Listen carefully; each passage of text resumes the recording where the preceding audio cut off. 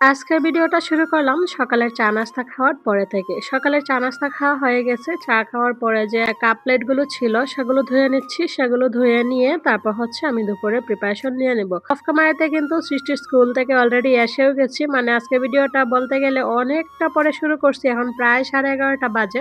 Good morning, welcome back to my new blog. কি অবস্থা সবার? সবাই কেমন আছেন? আমি আশা রাখতেছি সবাই ভালো আছেন, আমরাও ভালো আছি। প্লিজ কেউ স্কিপ করবেন না, শুরু থেকে শেষ পর্যন্ত দেখবেন। আমি আশা রাখছি ভালো লাগবে। এই যে দেখেন রান্নাবান্নার আপডেট।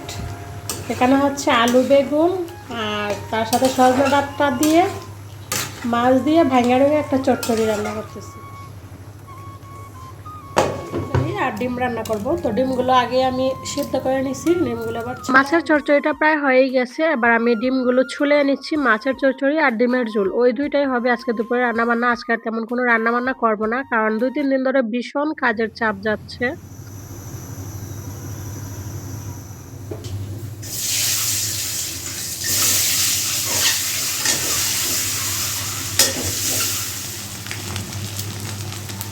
ডিম ছুলাইয়ে এবার ডিমগুলো আগে ভেজে নিলাম। এবার হচ্ছে তরকারিটা বসিয়ে নেব। আর ওইদিকে ওই যে ওই চুলায় চচ্চড়িটা হয়ে গেছে। চচ্চড়িটা নামিয়ে নেব। আর ভাত অলরেডি আমি অফ ক্যামেরাতে রান্না করে ফেলছি। ভাতের জন্য চিন্তা নেই।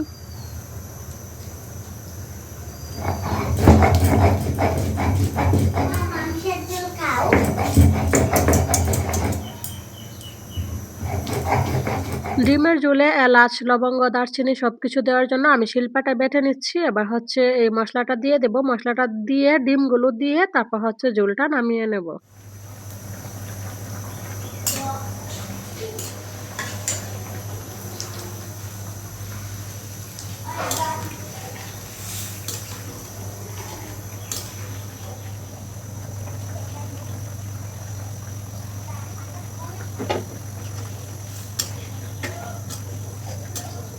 ডিমের ঝোল হয়ে গেছে। ঝোলটা নামিয়ে নেব। ঝোলটা নামিয়ে হচ্ছে এই তো রান্নাঘরটা ডিপ ক্লিন করব আজকে। রান্নাঘরটা ডিপ ক্লিন করে স্নান-টান করে তারপরে দুপুরে খাওয়া-দাওয়া করব।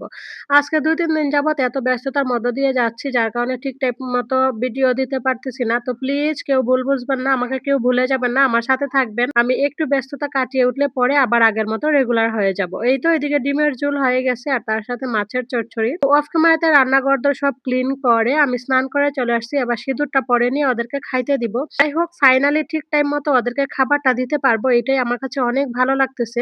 কারণ একা হাতে সবকিছু ম্যানেজ করতে গিয়ে না একটু হিমশিম খেতেই হয়। আর কালকে এই যেহেতু পহেলা বৈশাখ বুঝেনেই একটু তো পরিষ্কারের দরকারই আছে। তো একটু রুম-টুম গুলা পরিষ্কার করা, এইটা সেটা একটু ক্লিন করা, মানে এগুলো করতে, করতে না ২-৩ দিন যাবৎ অনেকটা ব্যস্ততার মধ্য দিয়ে যাচ্ছি। আমি নিজের জন্য একটু সময় বের করতে পারতেছি না। মানে এতটা ব্যস্ততার মধ্য দিয়ে যাচ্ছি। ওরা এদিকে খাইতে বসছে। যাই হোক ফাইনালি সময় মতো রান্না করতে পারছি।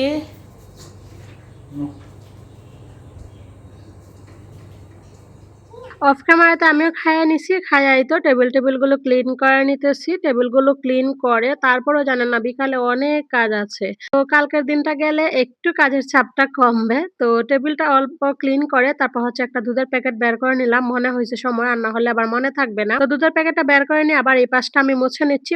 মুছতে চলেন আজকের ভিডিওটা এখানেই শেষ করি। সবাই ভালো থাকবেন, সুস্থ থাকবেন। প্লিজ আমার ভিডিওগুলো একটু ধৈর্য সহকারে শুরু থেকে শেষ পর্যন্ত দেখবেন। আমি আশা রাখছি ভালো লাগবে। আর যদি ভালো লাগে অবশ্যই লাইক, কমেন্টস আর ভিডিওটা আপনাদের ফ্রেন্ডস এন্ড ফ্যামিলির মধ্যে শেয়ার করে দিবেন। আপনার পাশাপাশি ওরাও আমার ভিডিওটা দেখতে পারে, আমাকে একটু সাপোর্ট করতে পারে।